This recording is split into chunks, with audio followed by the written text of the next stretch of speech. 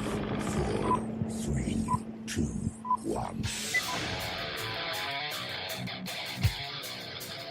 Walk with me through the cellar door. The storm is coming, Francis. A portal to a more skeptical world. Cellar Door Skeptics begins right now. Prepare for the revolution with your hosts, Christopher Tanner and Chris Hanna. Welcome to episode 123. Holy crap, Hannah, we're at 123. Isn't that some crazy crap? No. Is that some crazy crap I used to believe? That's exactly the number that I expected to happen after 122. It's 123, man. I don't know. It's been a long time. We've gotten a lot of really cool stuff, but I don't know if it's really crazy or surprising. Maybe it's surprising people thought we would last this long. I don't know. It depends if anybody listens to us. They'd have to listen to us first to think that it's surprising we lasted that long. Well, we had some people promise they would check us out, so hopefully they're listening. Yeah. So tonight we're coming off the convention high, if you want to call it that, right? You know, and a lot of people talk about these things, and I don't begrudge anybody that can't go. There's zero begrudging, but one of the big things that happens when you go to a convention is you meet a lot of amazing people. And yes, I said amazing. I said it there at the conference too, and I worked it into our speech. But, you know, you meet a lot of cool people. Nobody knew the backstory of the drinking game or anything. They didn't. I didn't mention the drinking game, though. But now if they're coming from the convention and listening to us, they're gonna hear about the drinking game, and then they can go back and listen to a couple of the past episodes and find the drinking game. But you know, what's amazing about going to a convention, right? You know, like, it's sad because in one aspect, I miss my family, you know. That was a little hard. I haven't actually done that and gone away for a weekend without my family in a while. But on the opposite side, I met a lot of amazing people, got to reaffirm friendships that I've had for over 3 or 4 years. Hannah and I were privileged to be openers for the convention. And we got to hear a lot of amazing speakers that inspired us to do more and to change the world. And just that right there, that's something that is energizing in and of itself to me. I mean, we had all these different outlines and everything, all these different things planned. And then I was just kind of like, maybe we should scrap the whole workbook. I mean, I could talk about the convention for 4 hours. You know, if some of me wants to be like, all right, hey, you were at the convention, come on our show. You know, hey, you're doing this, come on our show. Let's talk about the convention. Because I'm that excited and about, you know, going to a convention. Yeah, we got some offers. We might be our human bodies might actually be showing up in other locations. Like, we were asked to in person go possibly to a couple places. So we'll keep everybody posted if anything comes through, and if I can manage to get my life and all of the things in order to be able to do that with my next little kid coming on about a month or so. So it's gonna be pretty. We had one person offer to pay extra money to have Hannah miss his child's birth. yeah, that's like a kingpin moment. It's like, I will give you $1 million to sleep with your friend. Like, no, I'm not going to miss that one, because that would be the end of my family. I guarantee you, if that happened, that would just be paperwork for me to fill out when I came back. That would be all that was left. Your wife's like, the house is mine, the children are mine. And I could just see your daughter, like I could just see your daughter sitting there with her red hair going, arms crossed, going, No, I could just see it. She does it already. Whenever she asks, we'll pull back in the house in the driveway or something. She's like, my house. And I was like, no, honey, this is my house. I paid for it. She's like, no, daddy, my house. Like, she already knows. And so I can always see, she's like, no, daddy, my house. And then I would have to leave and go sleep at the shop. And there's not a whole lot of fun there. There's definitely a lot of fun there. But in all seriousness, folks, we were recently at the Michigan Atheist Convention, and at a secular humanist Judaistic temple. It was so cool. It was really cool. You actually got to see the service. Did they call it a service? They do. They call it service. So the night before, so I went down a day early. So I was down there on Friday morning. And while I was down there, they got all the speakers together. And what we did is Joyce asked us to go over to the Secular Humanist Temple and kind of promote our show for the next day a little bit. Not just our show, but, like the whole convention show. And had each one of the speakers give a 2-minute intro back to back to back. But the neat thing was we had to sit through the service beforehand, and it was actually a Jewish secular humanist temple. So it was a Jewish secular humanist event, and it was definitely different, I will admit.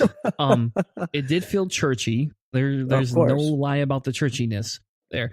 But it was weird because, they go, okay, hey, and we didn't know this. When we got there, Joyce's like, okay, hey, you guys are going to do this. We're going to be doing it towards the end. And everybody just sat down. So I sat in the back next to Rebecca from FFRF. And we're just kind of sitting there. And I just chose the back because I'm not, as much as I like to talk. You're one of the cool kids that sits in the back. Yeah, a little bit. I just didn't want to be up front. And I would feel bad if I got on my cell phone and somebody saw it. And I have a addiction to my cell phone sometimes, And I haven't had to be in a church for, I don't know, it's got to have been like 8 years now, 6 years, 6 to 8 years, 6 years at least. We'll just say 6 years. I have not been in a church. So are you the guy that doesn't turn your phone off in the movie theater in the back too? Yeah, I don't turn it off, but I turn it all the way down so you can't see it. So you can't, I turn it to the lowest light level. I turn all sound off, but I usually have sound off on my phone anyway. Like if you hear a ringtone from my phone, it's because I'm typically working in another room and I don't want to hold my phone because it's charging. Other than that, you don't hear my ringtone. Like I don't buy ringtones.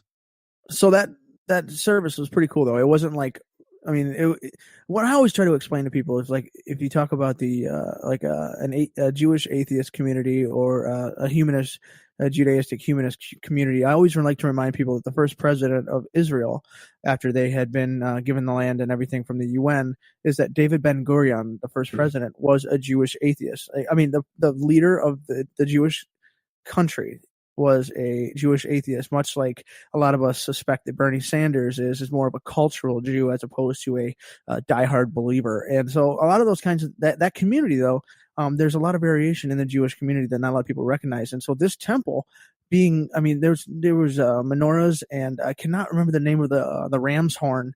If anybody remembers that, because during my upbringing, obviously my mother was Jewish, so I used to see some of that imagery. It was pretty cool to see, but I didn't see the service, and you got to see it. People were saying that people were singing songs that were kind of like modern songs, not so much.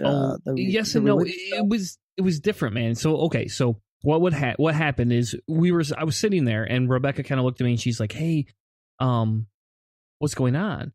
And I was like, I don't know. They want us to stand up and sing, and then they told us to reference, the bulletin. And she's like, "Oh, we don't have those." I was like, "Yeah, I know. I didn't know we had to grab them before we came in." Just start singing Journey, man. Don't stop. Oh no, that would definitely not have fit the mood. So she went out and got us bulletins, and I actually brought one home with me just so I could show my kids. But we're sitting there, and they open with a song, and it's all in Hebrew, or I believe it was Hebrew, so don't quote me on that, but I'm pretty sure it's Hebrew. And I'm just sitting here going, "Yeah, I can't sing that one." Like, wait, so was it written in the Hebrew script, or was it written in like English? It had both.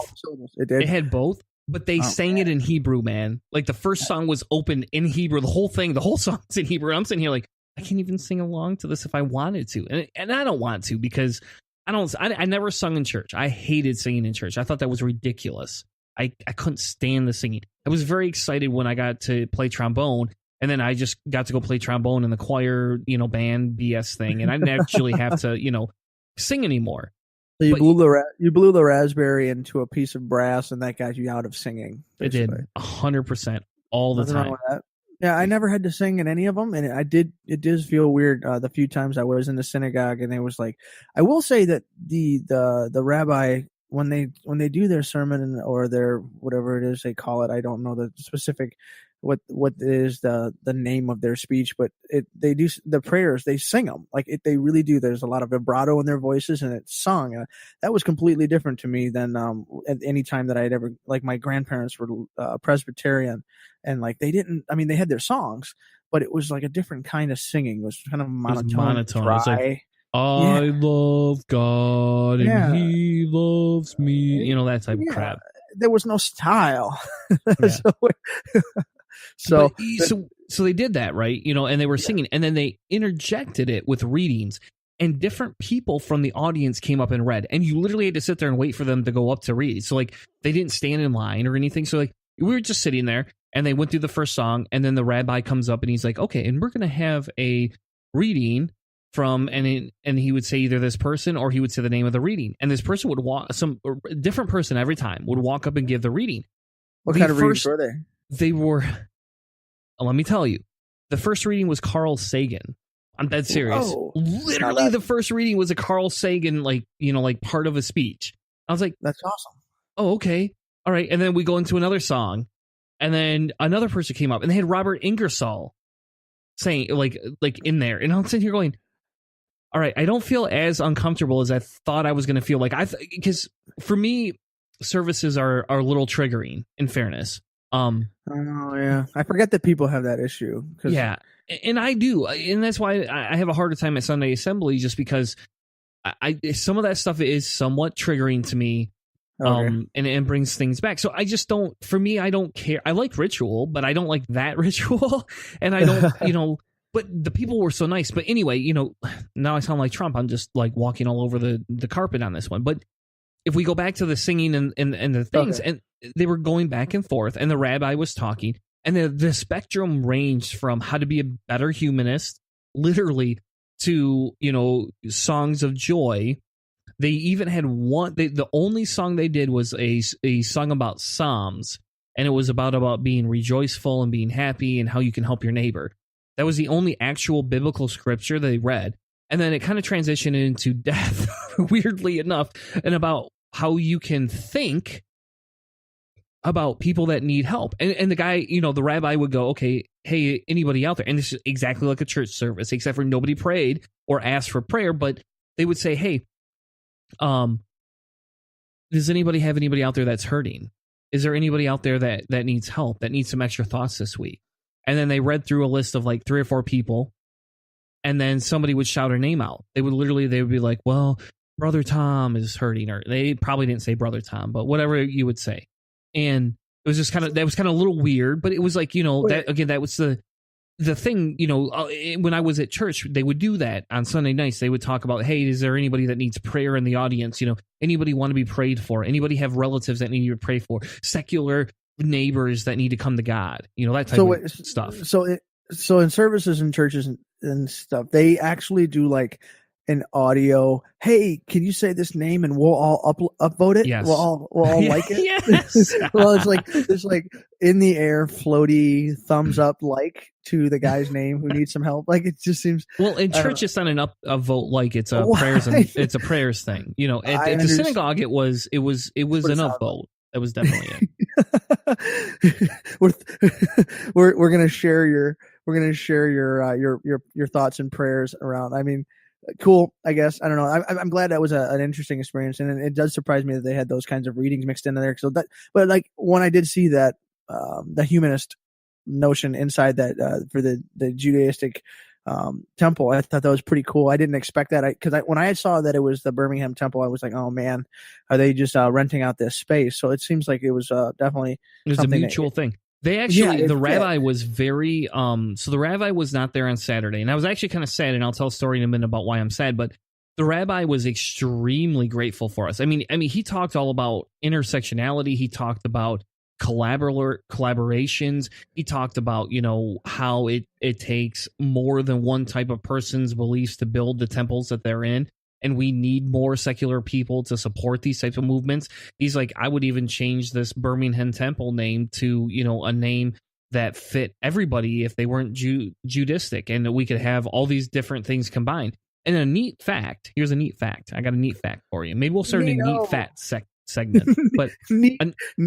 I like that. Neat fact. Neato. Neato fact. There's a neato fact.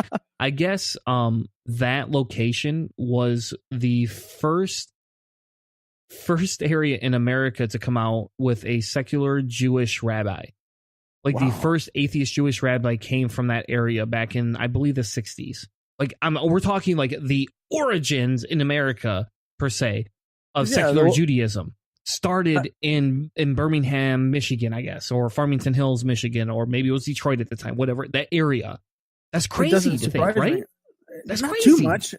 Not too much, because like when I said David Ben-Gurion was the president of Israel, we're talking 60s, and there was a lot of progressive action happening there, and so it's really cool to hear that happened, and there's a lot of variety in there's a lot of Arabic and Judaistic tendencies in that area. So like people always talk about the concentrations of Muslims in southern eastern Michigan, and how that area has a really interesting kind of a mixture between the traditional and a progressive sect of both Jewish, I guess, tendencies in their belief systems, and the same thing with the Muslim tendencies.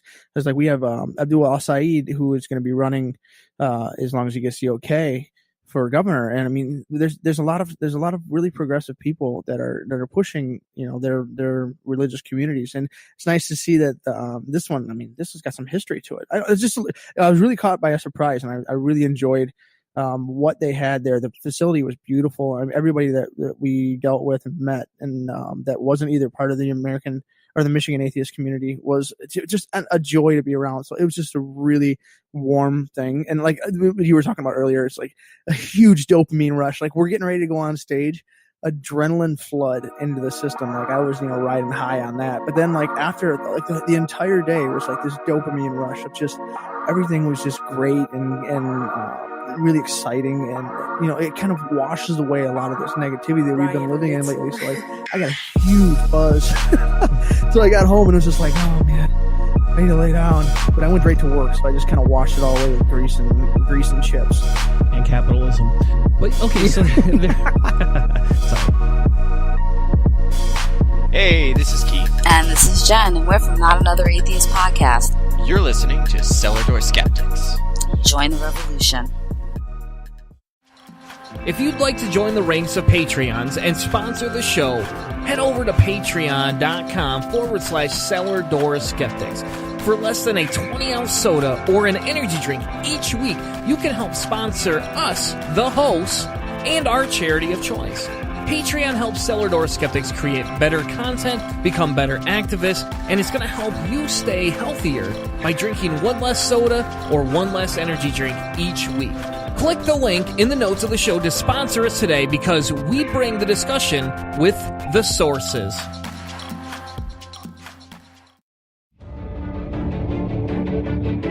Looking for something new and exciting, or maybe just a change from the old Atheist Show format? Cellar Door Skeptics podcast provides listeners with hours of enjoyment each week on Spreaker and iTunes. Check us out as we talk politics, religion, science, reviews of books and music, along with the occasional interview just for a twist. Join Christopher Tanner and Chris Hanna every Tuesday night at 8 p.m. Eastern as they bring fresh content to you. Walk with us through the cellar door as we help you prepare for the revolution. You can find us on Spreaker, iTunes, YouTube, and even on Facebook.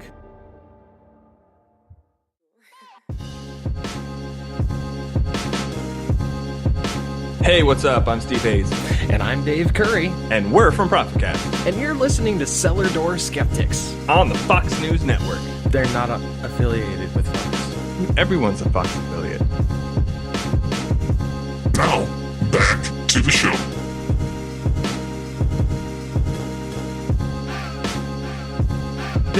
So while we were at the temple, and we got to back up a little bit. So while I was at the temple, there's a couple of things that happened. One of the neat things that I was inspired and kind of was a little sad I didn't see the rabbi there on Saturday was because afterwards they had little, you get to have cookies and cakes and coffee with everybody, a typical church thing.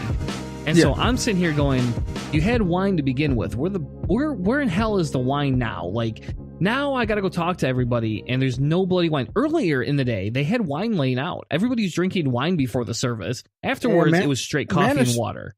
Yeah, the Manischewitz is the beginning of the party, and then they sober up before they head out with the coffee and cook. And so there's this gentleman that kind of approached me, and he's like, "Hey, I really liked what you were talking about. Hey," and he just started talking to me. So I was like, "Hey, this guy's cool." I started talking to him, and him and I were talking, and he was telling me about his upbringing, and he was raised atheist and and Jewish at the same time. And I was like, "Oh, that's kind of like Hannah. I wish Hannah was here, but as we were talking, I kind of asked him, and this is a serious question. So if anybody is a rabbi or a former rabbi that wants to join the show, I would love to have you on the show just to talk about this topic. One of the controversial things that kind of happened when I was coming out was I started reading these books by Jewish atheists that were talking about how the migration from Israel, or whatever it was called at the time, to Egypt, and the enslavement was very unfactual and kind of a fabrication. And this guy's like, well, I don't know. The Exodus. Yeah, the Exodus. The Exodus. Okay. And I get the whole murdering babies and Jesus only murdering certain people and not other people. That's a fabrication. Great. Get that. But I'm talking about the whole enslavement type thing. Like, there's these two Jewish authors that came out and like basically said this. And it was kind of funny because, I asked the guy that, he's like, I don't know. I don't know actually. And he's like, but Rabbi so-and-so would 100% know that. And I was like, where is he? And he had left for the night. I was like, man. Okay. So I'm actually I've actually gonna reach out to Joyce and see if I can set up an interview for the show, because out of everything else as they talk about those questions, like, that's my curiosity, man. Like, some of it goes back to I love history in some aspects, but I really like biblical history and finding out what's factual and what's not, and getting away from the Christian edition that, sugarcoats it and forces it into a white man belief set, like going back to where the roots started. That's interesting to me.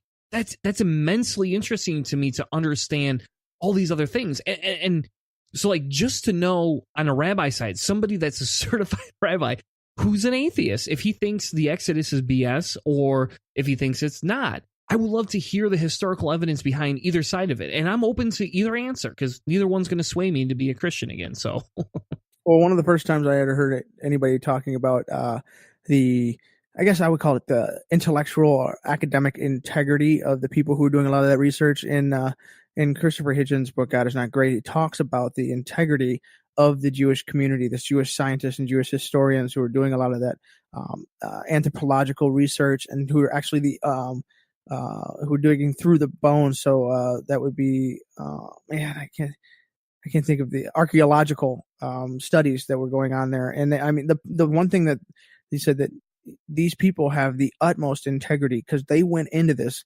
much like you would find people who are searching for the Ark of the Covenant, or the actual Ark, Noah's Ark. Is like they seem to find positives, false positives everywhere they look. But one of the things that shows the integrity and the strength of the academic prowess of a lot of the Israeli scholars is because they did the research. They spent 30-something years looking at some of this stuff, and they came out and said that there really doesn't seem to be a lot of historical evidence for a lot of the Old Testament Exodus stories and a lot of the very specific stories in the Bible. And so really what they had to conclude is that a lot of that stuff is through conjecture and through, the old telephone book, or it has metaphorical meaning, which, if you're going to talk about anybody who really has a vested interest in finding out the actual truth, it would be the Israeli scholars. The entire existence of their state is based on the fact that their religion says that they essentially came from that land, and that's the truth of their people. So, I've always thought that they did a pretty good job with that. And if this rabbi knows some of those studies, that would be really cool to take a look at. Exactly.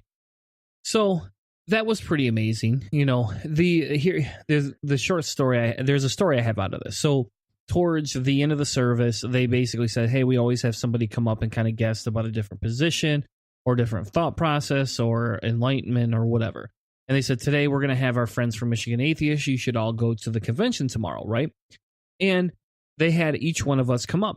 I figured I would be the first one, and I'm nervous as crap, right? Not only have we not really spoke very often, I have spoke before, and I do some of this stuff, for a living at work, but not in the same environment, and like, so I'm nervous as heck. I'm sitting here, I'm sweating and, thinking, oh man, this is gonna, and I haven't had anything to drink at all. And so like, I'm sober and I'm sweating and I'm nervous. Wait. You said they had some wine up in that.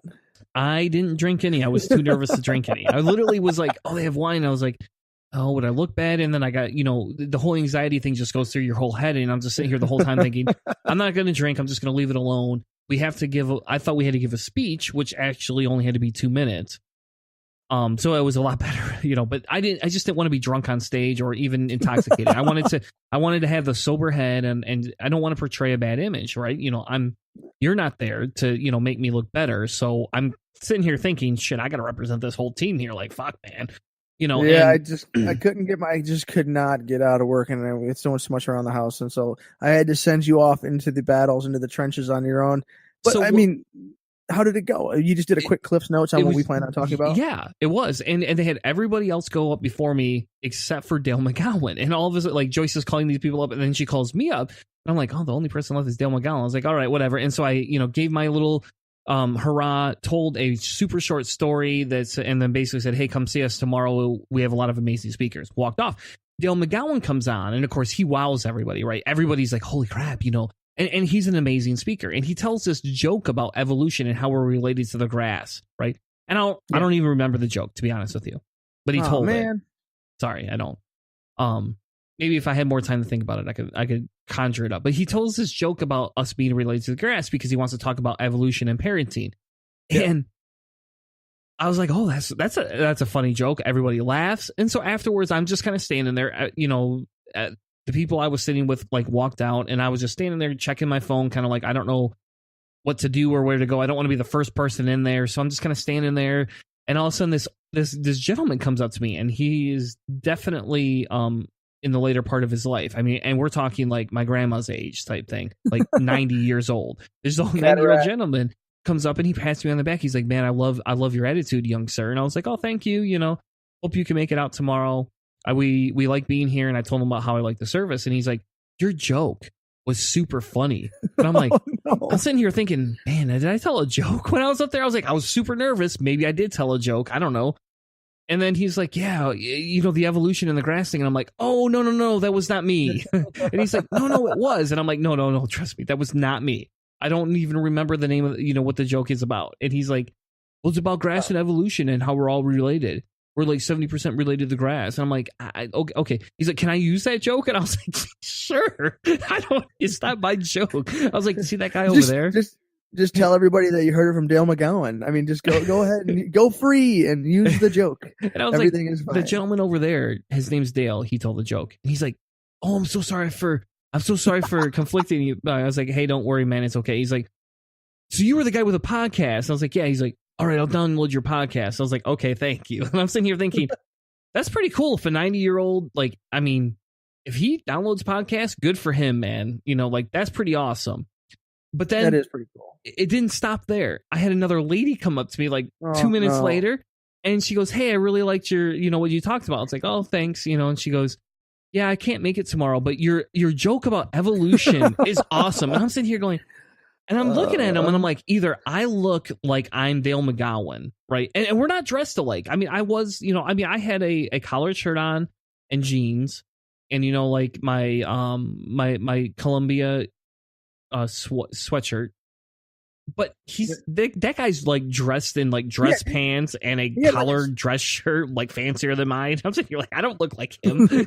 He's taller than me. He's actually, I think, less gray than I am. In fairness, he doesn't have the same beard type. His beard is a lot thinner than mine.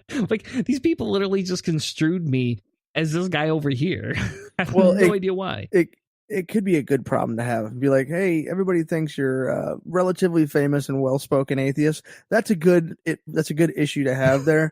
but either way, that's pretty cool that people were coming up to you, even if they thought you were a different person. Yeah.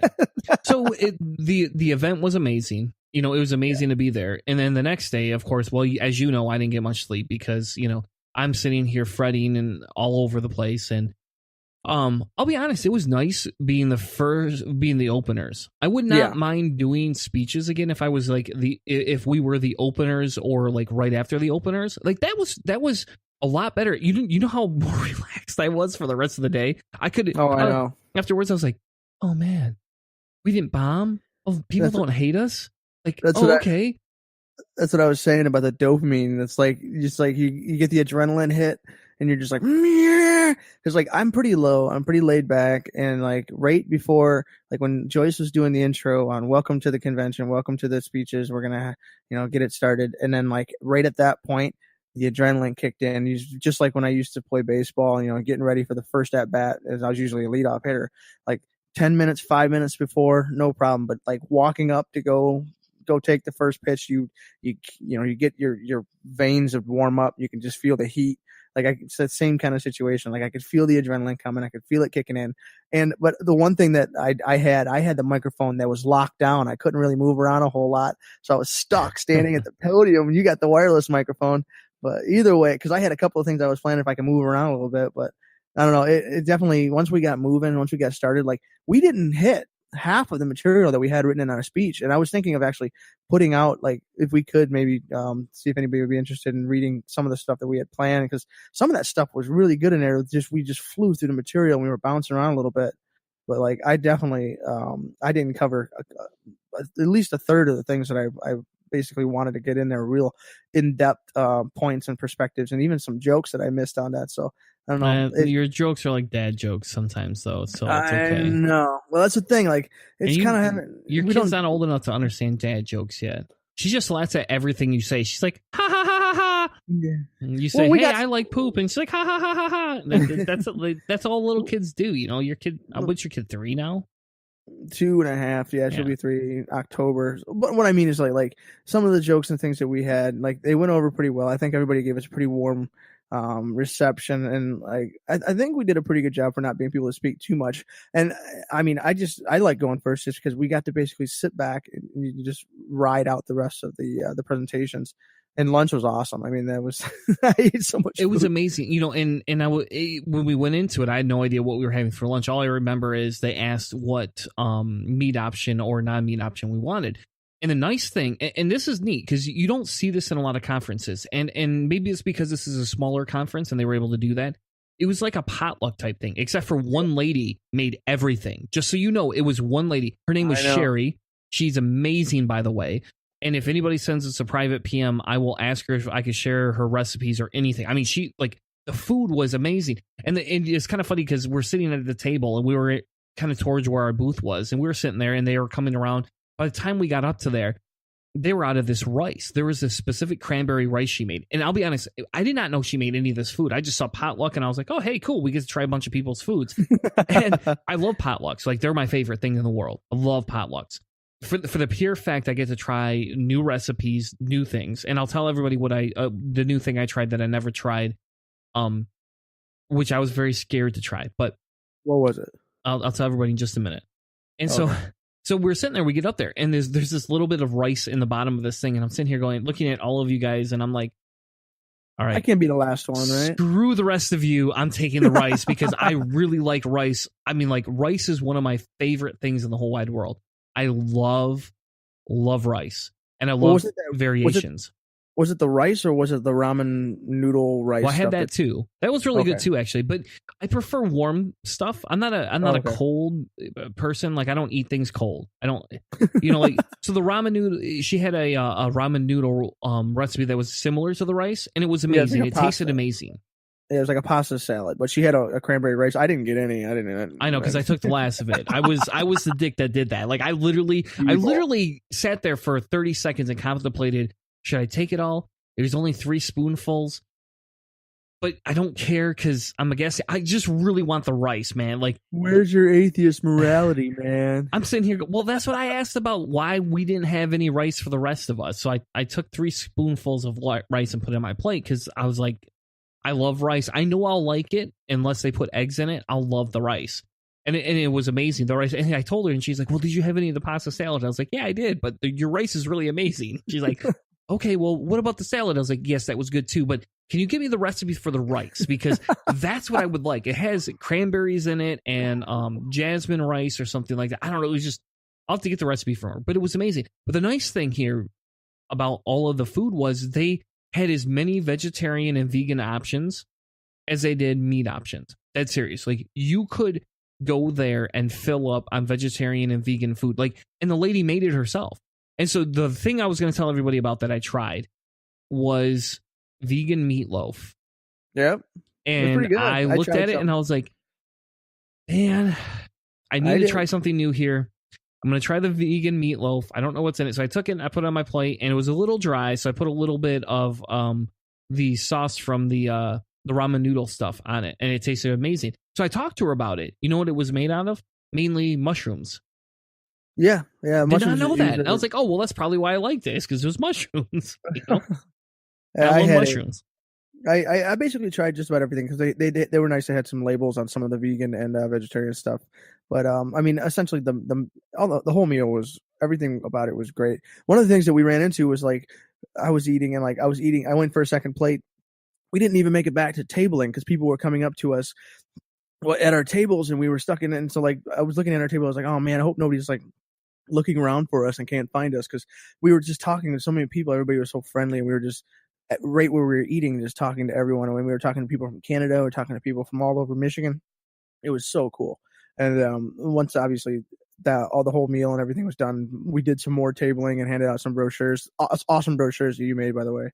And then, you know, we went back in and the presentations were just stellar.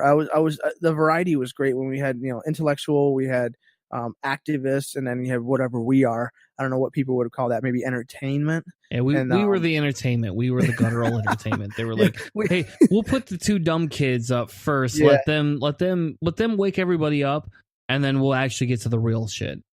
Yeah, maybe that's what it was like. I mean, it was just kind of us finding our sea legs, right? Like, we've had a couple of presentations. We did this in 2014 with Arlene, and it was an unbelievable experience then too. And like, we just kind of got our feet under it, and we haven't done anything with the Cellar Door Skeptics yet. And so this is our first time doing what we do now with that, and it's a different thing. Like, before, we were concentrating, like we were like a multimedia marketing campaign, and we were trying to like spread the social media for non-believers. And now it's more of a get out and vote and activist and kind of, you know, try to find out who you really are and who we really are for our conversations and philosophy arguments and stuff. That makes it a little bit more of an in-depth thing, I think, than what we took to the Michigan Atheist in 2014. So it was a little more fun. It was more about us than it was about the product we were pushing before. Yeah, and it was, what was interesting too is, you know, so we did our speech. And maybe we'll release something. I don't know. I talked to Marty, and I offered to help Marty do whatever he needs to do with the video or anything like that. If he needs any help, let us know. But I told him that once he gets it, I would like to turn it into a podcast format. But for now, I'm going to let it go, and we're going to have to hold that speech just because I don't want to take away from what they did that day. But if anybody wants to book us for a discussion on secular parenting, they're more than welcome to send us an email at cellardoorskeptics@gmail.com, and we can set it up. We don't have honorarium fees. We found out, I guess. We don't do honorarium fees. We just pay for travel, and, you know, and then hotel if needed, and that's it. And we actually love to speak. Hannah needs to get out a little bit more and speak more often anyway. Because he gets too bent over his machines. But the nice part about the conference, right? Because like you said, we got to listen to all these other speakers. Yeah. And to me, that was the best, because I have not been to a convention in a while.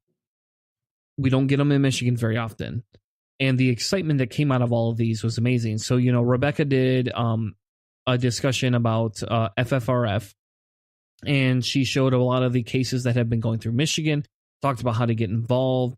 You know, what her job entails and all these other things, which is really cool because, you know, like we had the Grand Haven Cross that came up. You know, they have all these other crosses, and it's amazing to find out that if you see these violations, you don't have to worry about taking on the defense yourself all the time unless it's a big violation. You can actually just email the FFRF, and they take care of a lot of these things.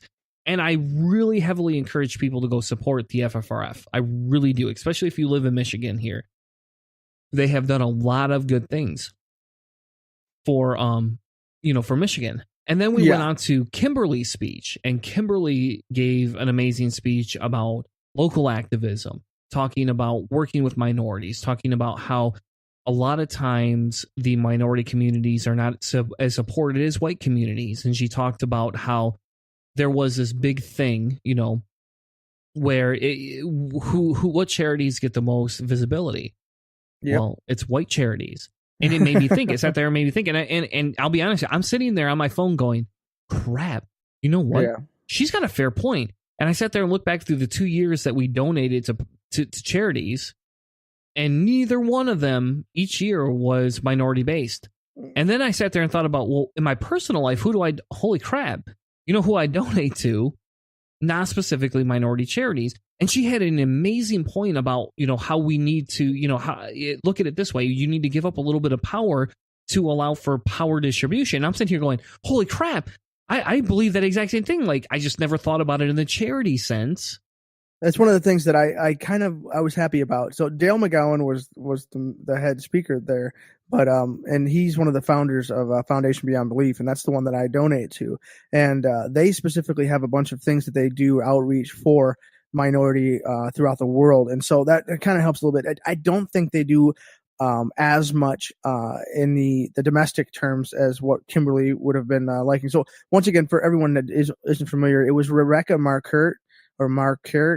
She's a legal director from Freedom from Religion Foundation, and then this is Kimberly Veal that we were talking about, and she's the president of People of Color Beyond Faith, and a host of Free Thinkers Radio Network. So she basically she ended the way that she ended her speech was talking about the things that she experiences, just little things, like basically like little attacks and little microaggressions. And I mean, at the end of it, like it was intense. I really felt, the pain. I felt a lot of the things and we're both pretty strong as far as our empathic responses are to a lot of things. But that was pretty intense, man. I really felt what she was talking about. And so, her speech hit me probably hardest emotionally as to kind of what she was talking about and things that I really do think are important as far as the development and progress in our country. Exactly. And hopefully she'll be able to join the show here in the next month. Her and I talked a little bit, and we're working to get her on the show. So after her, they had the American Atheist. I don't know. I'll be honest. I don't know what's Jim's title. Jim is the national field organizer from American Atheists. Jim Helton, and yes. He's super active on Facebook, so you can be able to find him on there. And he brought his daughter. And he opened the talk up talking about American Atheist stuff. And I'm sitting here thinking, how is this related to secular parenting? But then in the long run, he actually basically said, well, look at all these initiatives that we're doing. And this is how you can get involved at the local level. And, oh, hey, by the way, guess how many school boards are run by Christians? Guess how many, little areas inside of your community are run by Christians, and how if you integrated yourself, you'd be able to push an equality agenda. But the most amazing thing for me, and this is a huge change in my opinion for American Atheists, right? American Atheists has always been known as firebrand atheism. How do I move atheists into the main light to say, hey, look, we're just like you, but fuck you, we're going to say atheist. That's essentially what it is. And they have a whole new agenda or a whole new portion of their plan that basically talks about, well, what is an atheist issue? And he listed all these things. And the majority of things come down to equality.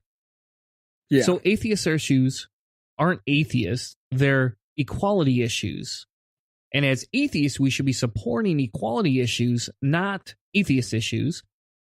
And he essentially said, hey, tell them you're an atheist, but leave your atheist stuff at the door. Don't make it a big thing. Don't walk in there and get offended because these people are churchgoers. Go in there and say, hey, I'm Chris, I'm an atheist, and oh, hey, by the way, I disagree with your BS transgender bathroom policy, and they don't need their own bathroom. They need to be able to use the bathroom of choice. And he said, there's no absolute reason for you to be able to have to walk in there. And then they're like, well, the Bible says, and you say, hey, it doesn't matter what the Bible says. You don't make it about an atheist thing that you don't believe in the Bible. You say, no, it's really about equality. Like, why should this person not be able to choose the bathroom of their choice? And they're building toolkits, for Christ's sake. That was the coolest part. Is they had a very specific and very usable toolkit, and they have resources that everybody can take a look and see if you can get into as well. So take a look at the American Atheist page, and you can try to find Jim. And like I said, he's on Facebook, and he's easy to contact. What he basically was talking about is that we, the non-believer community and the non-believers in the United States, are becoming one of the largest voting blocs in the country.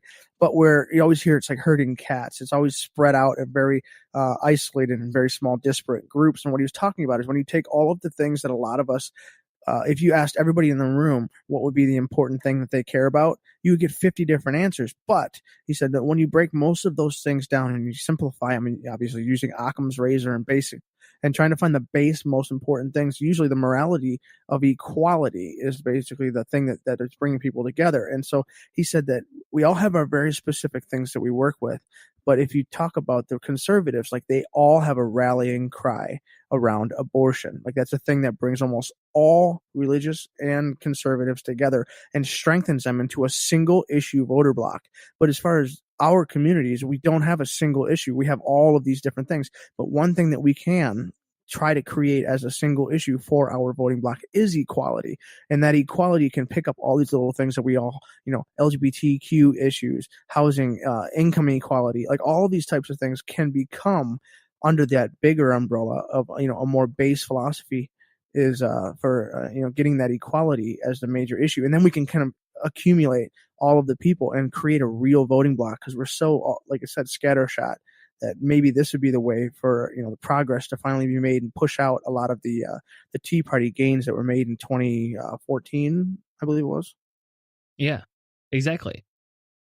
So there was that. His daughter talked about youth activism, feminist activism, and that was pretty cool. Yeah, Kelly is her name. She was awesome. She was just so well prepared. Like her speech was really, really well done. Yep. And then Dale came on. And Dale closed the conference out, and Dale had a lot to say about interaction within his school system, talking through things, a probably less tanneristic approach to, peacefulness and changing the school. But the nice thing is he's still passionate behind there. Like the big thing I got out of his speech, and I'm sure other people got other things, but for me, the big thing that I got out of the speech is that, hey, you can be passionate and angry and want to change and want to protect your children all over the place. But if you do things in a certain way, you probably get better results, which is funny enough. That's how my wife has been telling me these things for how many years now. She tells me all the time, hey, Chris, if you were a little bit less asshole-ish about that point there, if you left the religion thing a little bit to the side and just said, hey, not all kids feel comfortable singing these things, it would make sense. You'd probably get better results. Yeah, and that's something that I'm going to probably be learning here. Dale's speaking style and his manner is just really, laid back. He's comfortable. It was a really great just performance. He knew exactly how he wanted to talk, and it was really nice. And just, he gets his point across. He doesn't have to really work too hard to get it. And then the way he does it just makes you feel comfortable and really helps drive the point of, calm and conscious decision making. And then one more point to add, just to this is the icing on the cake, but it's more like a bitter pill. Got home after the convention, and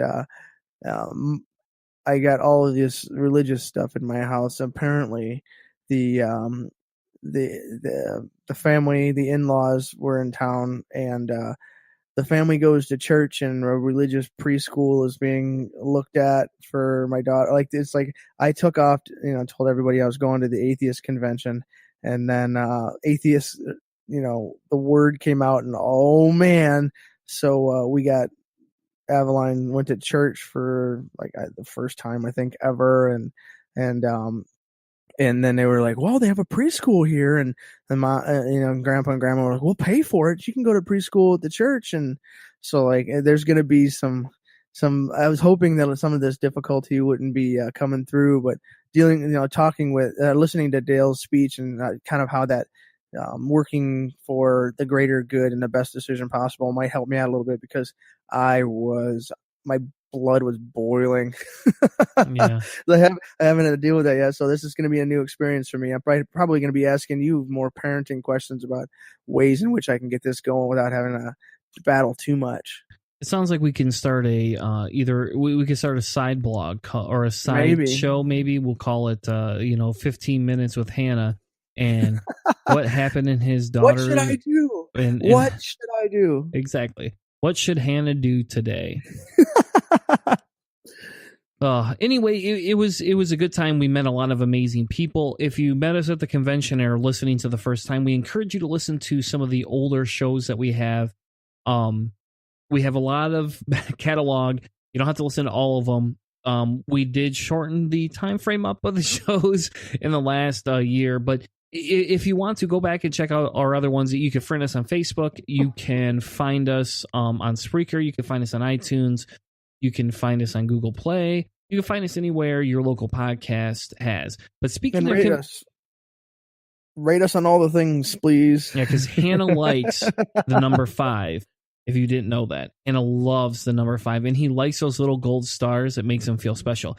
But speaking of conventions, we're going to take a quick break, and when we come back, I have a conversation about some upcoming conferences that I feel everybody should know about. One is an online conference called Orbitcon that is actually happening this very weekend. It's going to be on Google Hangouts on YouTube. You can watch it live or you can watch it in archive, but it's going to have a lot of amazing social justice and activist platform discussions. Then we're also going to be talking to Stephanie about Secular Women Work Conference, which will be happening at the end of August. And it's a conference for women and ran by women about activism in your local communities. It's open to the whole public. Everybody can go. It's not just so that only women can go. It's so everybody can go and learn how to be an activist from those who have been activists for probably longer than the two here hosting the show. With that being said, we're going to take a quick break, and we'll be right back with more Cellar Door Skeptics. Hello, I'm Miss B. Haven. I'm Demanda Wright. And we're promoting secular feminism. And you're listening to Cellar Door Skeptics.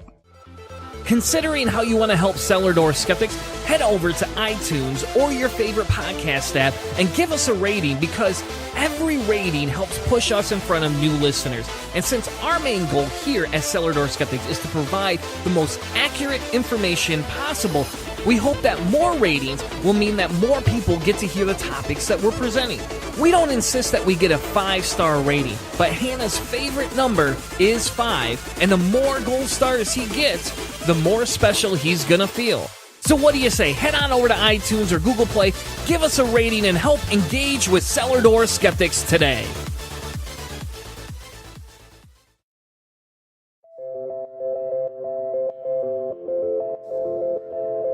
This is Trav Mamone, host of the By Any Means podcast, and you're listening to Cellar Door Skeptics. Prepare for the revolution. We have cookies. Now, back to the show.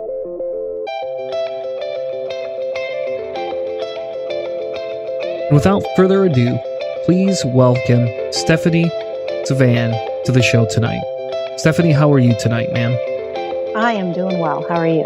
Awesome. Yeah, it's still a little cold here in Michigan, but I'm sure you probably have very similar issues over there in Minnesota. We do. I think we're having extremely similar weather this spring. I call it spring with, all the reservations. Exactly. And what would spring be? I guess because you're in the same climate. Well, what would spring be in the M states without snow and sun, and then more snow, and then a little bit of rain, and then even more snow just to make your drive to work worse? Yes, right on top of the rain that has just frozen. Yeah. And they don't want to pay for any of the salt at that point in the year either. So they kind of just, hey, you're on your own. Yep. So, but tonight we wanted to have you on for a couple of specific reasons. The first one was to promote Orbitcon, which is happening actually this weekend, but it is being held online, so it does not matter where you are at, you'll be able to join. And the other reason we wanted to have her on is because Stephanie has taken it on an amazing feat and is helping plan a second conference called Secular Women in Work. So, Stephanie, tell us all about your busy days. So I have actually been planning Orbitcon while we were running the Kickstarter for Secular Women Work, which is not quite as ridiculous as it sounds. There is a period of time in pretty much any Kickstarter where the people who already knew about the project have gone and they've made their pledges, and you're just working as hard as you can to get the word out, and everybody's just kind of making up their minds. Oh, that looks like an interesting project. Wow, I have 3.5 weeks. I don't have to pledge right now. So nothing is happening. And Monette Richards, one of our organizers, and I did a bunch of podcasts and some other writing and interviews and that kind of stuff. So we were working on the Kickstarter, but there was really no point in looking at it because the numbers just weren't going to change. If we looked at it, we'd just get depressed. So I was using that time to put together Orbitcon, which, as you said, is an online conference. And that means, it being online means that we can get participation from a whole lot more people. And we can get participation from people who just can't travel to conferences. We do the whole thing by Google Hangout. And all if somebody needs to do to participate is have a good idea and an hour of their time and a webcam and a decent internet connection. So I tallied up speakers today. We have something like 50 people participating in panels for Orbitcon. And that's crazy. And what platform are you guys, are you all hosting Orbitcon on? This is done through Hangouts on Air. So basically everything is a live YouTube video as it happens that is then preserved for people to continue to watch. So you don't have to leave your house in order to take part and watch some of the programming for Orbitcon. But if it's still a bad weekend for you, and this weekend is the March for Science, among other things. Yep. Hey, we originally had it scheduled to coincide with the March for Our Lives, so there's just not a weekend without something big going on right now. But so if you're participating in that, everything is still saved, and you can watch it all later. Yeah, and you like you said earlier, there's 50 people participating in the conversations, which is it's amazing because if you go to any other conference, how often do you hear 50 people speak? Unless it's like some uber big conference. That's a lot of plane fare. Yeah. And what does that also allow you to do? That means, I'm assuming there'll be a very large variety of topics being talked about as well. There are. For the Orbit, which is our blog network that's hosting this, I'm just the organizer. We have lots of people actually working on the conference from the Orbit. We have topics about activism, how to do it better, how to not burn out while you're working, how to support people who are doing the nuts and bolts work instead of just the celebrities in the movement. We actually have a panel on fan art because one of the things that the Orbit does is talk about culture. And so we have a panel on how fan art helps provide representation for people who don't see themselves in most media. We have a panel on, I think we just have one this time, on mental illness, specifically related to trauma. We have information on the Trans Podcaster Visibility Initiative and how to find progressive content online. We definitely have a political bent at the Orbit. There are going to be some people who might come and look at the conference and scoff, and that's okay. It doesn't have to be for everybody, as long as they don't get in the way. We have science panels. Yeah, I mean, it's a wide variety of topics. Yeah. On this show, I don't think you have to worry too much about the political side. Typically speaking, for the most part, our show runs a little farther left than the normal shows do. But in fairness to that, we kind of look at things, and that's, we were my co-host and I were at a conference last weekend, Michigan Atheist Conference, just a small local one. But there was a speaker that talked about bringing your community together, right? And in the long run, it's not always about atheist issues. It's about humanist issues. It's about equal rights. And you can partner with all these different people over equal rights. It's just so usually he says the disagreements in how you go about getting them done, you know? Yep. And it's nice to see a conference that such as yours that's coming on that's going to be presenting definitely a very minority bent, especially because in our society, who has gotten the largest amount of change through protest? And I think given the current status in today's society, we're well past the need to not listen to people anymore. And I, listening to your, looking through your conference and some of the speakers you have on there, you have some really powerful speakers coming in too. Oh, absolutely. We reached out to several organizations to basically say, send us your people who are getting stuff done that doesn't get talked about enough. And so we are, the great thing about this is we're going to people and saying, we want to work with you. Tell us what you want to do. Because this is all about things that you don't see necessarily, although sometimes you do, at other conferences. We talk about burnout at conferences. Greta's definitely talked about burnout. She has a talk on that, but here she's doing a discussion. So it's going to be a little more of an intimate treatment of that. But yeah, we have some really impressive people. Also, we can reach out to talent that's already being nurtured by podcasts and YouTube channels that maybe don't get enough views, that kind of thing, and say, come share some of that talent with us. Yeah. And it's awesome. Yeah. And for everybody listening, there will be links into the description for the schedule. And as soon as they post the links for the Google Hangouts, we will go ahead and update. Are you all going to use the Google Hangouts as one link, or are you going to have several different links for the conference? On the schedule, that schedule is meant to be our one-stop shop for the conference.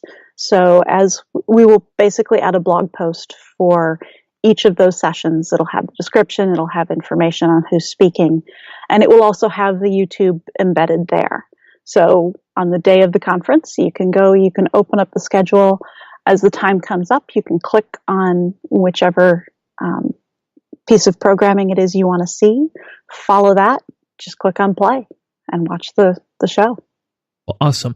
It does sound amazing, and I don't have too much going on this weekend, so I'll be able to actually stream it on my TV and just throw it on in the background and do all the chores for the house, for the week. So, it's awesome. Very, very excited for that. Now, at the same, go ahead. If you do watch live, you get the perk of being able to participate in the Q&A. So since we're doing blog posts, we have comment sections and we can take questions. And ones that are actually questions will probably get answered in the session. Awesome. So hopefully you won't get too many trolls. So we know how to moderate. We've been dealing with trolls for years. So real quick, before we go into Secular Women Work Conference, tell everybody a little bit about the Orbit, because the Orbit is a relatively newer blog, hosting site. And then you all came from the Free Thought Blogs website, correct? Not all of us. Okay. Several of us did. And we wanted to, and I feel a little bad because we left some of the folks at FTB with some problems to solve. But Free Thought Blogs was started up several years ago and has a lot of weight and design and such that didn't necessarily let us do what we wanted to do. They've been changing as well, since we left there. So it's not like I'm not saying they're a dinosaur. They got great content. They're getting things done. But we saw an opportunity to build something completely new. And so not even half of the folks at the Orbit originally came from Free Thought Blogs. But those of us who did identified some other folks we wanted to to invite. Pretty much everybody said yes, which was really cool and kind of scary because then we actually had to do it and build it. So it is a newer blog network. It's been around for a couple of years at this point. It is specifically a progressive atheist blog network. Most of us, if you ask, identify as humanist, but we're not letting them have atheism. We're just not letting the regressive people have atheism. We're staking out our own spot in that because we do still all think that religion has serious problems that need addressing, one way or another. And, we talk about that. We don't necessarily just go along to get along, which in some humanist circles, there's pressure to do. Yeah. And it's actually, I'll be honest, it's been very refreshing over the last, let's just say 6 to 7 months, because I've seen a lot more of that where people are no longer just accepting, hey, we'll just accept the status quo. For example, Lawrence Cross. It's nice to finally see people outing him. I haven't supported him in almost 2 years now. And it's insane to think that people just want to continue to cover things up just to keep the movement, visible, right? At some point, why would we want to associate with some of these people? I don't know. Well, and why would we want to set aside an untouchable class of people that can get away with things the rest of us can't? An awful lot of people left their churches because that's what those churches did. We don't need to do that. Yeah. We don't want to do that. Yeah. Ugh. Anyway. So on to Secular Women Work. And this, I believe, is your second conference that you all have put on. Yes. We did our first in 2015. Yes. And so that was actually right when I was coming out as an atheist back then. So I was introduced to it through the CFI in Michigan, ironically enough, but from Jennifer Bean. So yes, she was one of our speakers. Yep. So she was actually, and so she's been a friend of the show, and she's kind of been a personal friend of mine, and it's kind of been nice to kind of go along with her because sometimes, I get caught up in things and she goes, hey, hold on a second. Let me explain it to you. Like, I don't think you understand. And so it's really nice to, be able to interact with her and here in Michigan. And like I said, yeah, she worked with you all before when you guys did the first conference. And now it's kind of exciting to see this coming back again. So tell us about Secular Women Work. Well, first I have to say that she saved our butts at the first one because she was the one where we organizers were all running around, and she came up to me at one point and said, okay, so there's a toilet that's overflowing in the women's bathroom. I got somebody to go make a sign. We're taking care of it. We're making sure nobody slips on the floor. Somebody's gone to get facilities to take care of it. It's all fine. You're good. Like, oh, and this is why you build a conference out of activists and organizers. Yeah. So Secular Women Work, we bill ourselves as a conference by and for activists. We specifically do activist training, so we cover the kinds of topics that help people become better at their work, generally specifically within the movement. It is called Secular Women Work, in part because we were facing a situation where, we were talking about people like Krauss, and people have been talking about Krauss publicly since at least 2013, and then taking that down because they got legal threats from him. But so we were talking about it. It wasn't as though people didn't know that. It wasn't as though people didn't know that there were rape allegations against Michael Shermer. It's just nobody was doing anything. And that really pointed to kind of a lack of valuing the work of women within the movement. We told people, if you let these guys just run amok, you're chasing out all the women. And the response was basically, so? But, okay, mostly they didn't say that out loud, but that's what it came down to. We know their intentions. Right.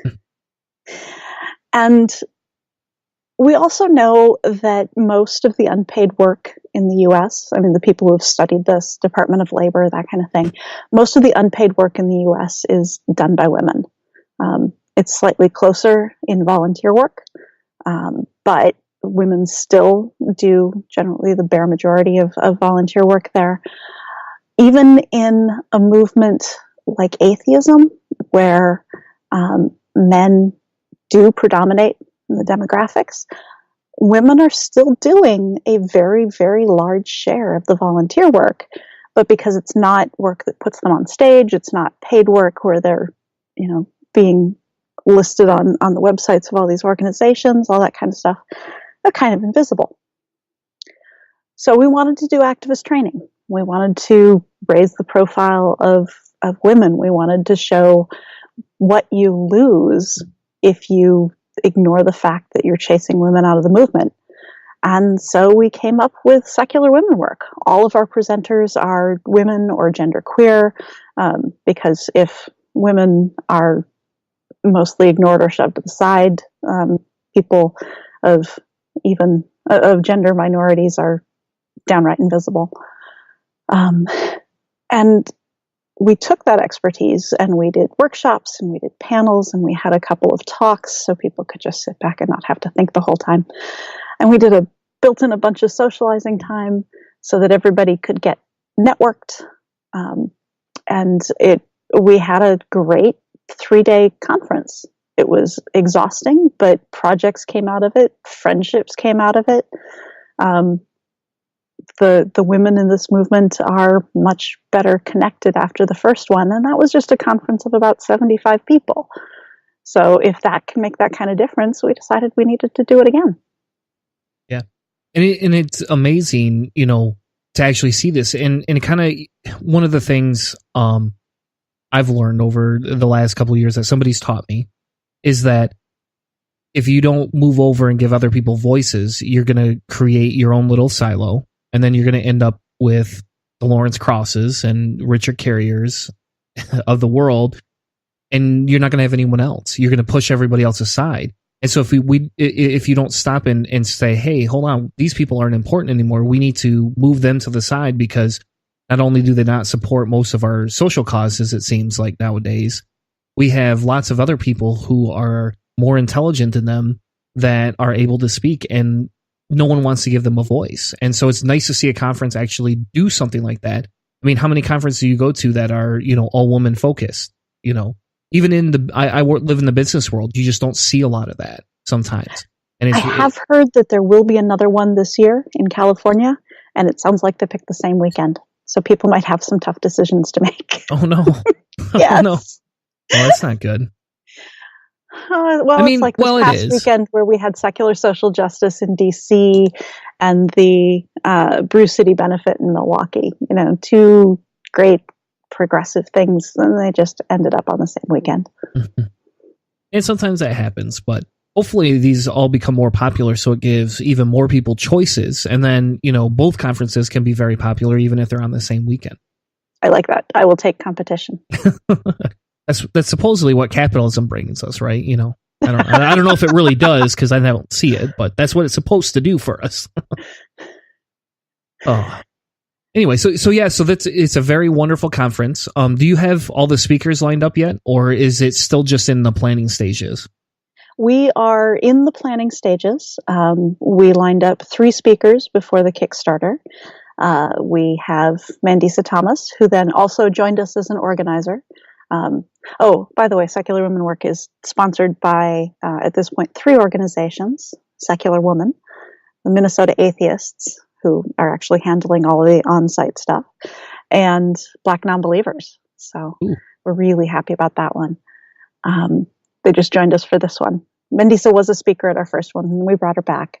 And we have Greta Christina, who will be speaking, and we have Jessica Shao, who was with AHA and just emceed their Secular Social Justice Conference this last weekend.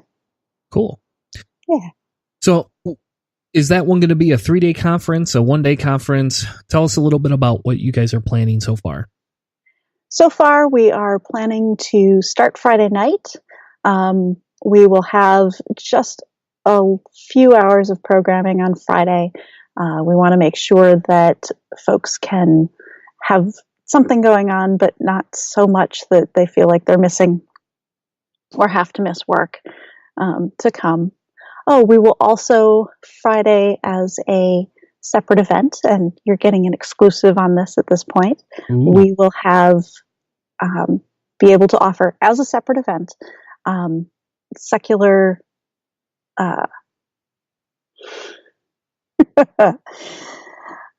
secular celebrant training from the Inquiry. Reba Boyd Wooden from CFI Indiana will be joining us, and she will actually be a speaker as well. So we do have her, even though we haven't announced her as a speaker. And then Saturday is a fairly full day, although we build in breaks because we want people to talk to each other, and we want people to have a little time to absorb all the material, because we're going to make people work. That will have workshops as well as some more panels, and we'll finish off the evening with another keynote speech. And then on Sunday, we will finish off with not quite as full a day as on Saturday, but the same sort of mix of workshops and panels. Awesome. So as the planning continues, and as you continue to provide updates, just let us know. We'd be happy to either have you back on to talk about it for another half hour if you want, or if you just want to pop on even once a month and reference it, especially since we're so close in states. Yeah, absolutely. We would love to be able to help promote this. And in the meantime as well, people can follow us at the website. There won't be a ton of announcements for a little bit, because we're gonna have to take a deep dive in and settle out the planning and the contingencies. But absolutely, I would love to come back out and talk about it. Awesome. And for anybody that wants to, they have a Kickstarter. They have hit their base goal, but why leave it there? Why not strive to hit that second stretch goal? And it's only $6,000 more. So if you're interested in donating to the conference, even if you can't go, head over to their Kickstarter. Again, that link will be in the description. You can head right over to their Kickstarter and donate money. And if you want to pledge money to... Go ahead. At this point, unfortunately, the Kickstarter is closed. It did close last week. Oh, no. Last week before. We will, however, shortly have tickets for sale again. We're doing that through the Minnesota Atheist website, so I will let you know when that happens. Oh, okay. So correction, everyone. You cannot go donate to the Kickstarter. But I'm sure if you email Stephanie, she'll find a way for you to be able to donate to the conference in some way, shape, or form. Or you Absolutely. could purchase tickets at some point as well. Absolutely. Awesome. Stephanie, thank you so much for your time tonight and joining us. And like I said, you're welcome back anytime you want to provide an update. And when it gets closer, we'd be happy to have you or any of the speakers on to talk about it as well. Thank you so much. Awesome.